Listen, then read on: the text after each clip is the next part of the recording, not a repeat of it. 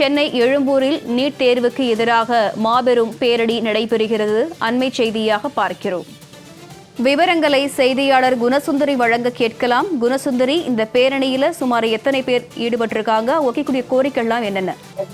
வணக்கம் காயத்ரி. சென்னை சித்ரா தியேட்டர் அருகில் இருந்து எழும்பூர் லாங் கார்டன் சாலை ரவுண்டானா வரை தற்பொழுது தமிழ்நாடு மாணவர் இளைஞர் கூட்டமைப்பு சார்பில் நீட் தேர்வுக்கு எதிராக தற்பொழுது மாபெரும் பேரணியை நடத்துகிறார்கள்.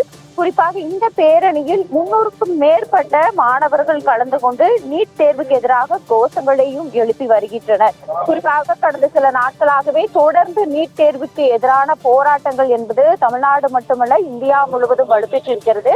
குறிப்பாக நீட் தேர்வு வினாத்தாள் கசிவு தொடர்பாக டெல்லியில் கடந்த ஒரு மாதங்களாகவே கடந்த மாதம் 20ஆம் தேதி முதல் போராட்டம் என்பது தொடங்கியது.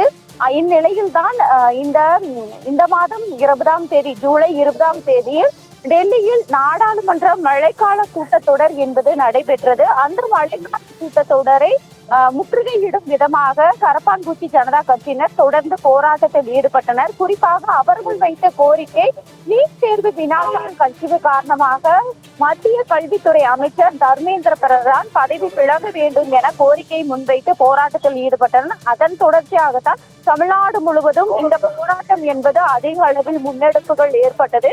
குறிப்பாக அந்த போராட்டம் டெல்லியில் நடைபெற்ற அந்த போராட்டத்தின் மூலமாக மத்திய கல்வித்துறை அமைச்சரும் நேற்று பதவியை ராஜினாமா செய்திருந்தார்.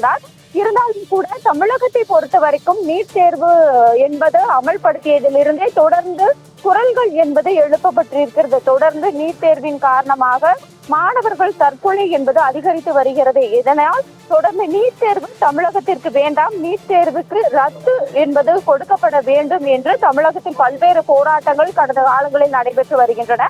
அதன் ஒரு பகுதியாகத்தான் தற்பொழுது தமிழ்நாட்டில், அதிலும் குறிப்பாக சென்னையில் பல்வேறு இடங்களில் இந்த போராட்டம் என்பது நடைபெற்று வருகிறது.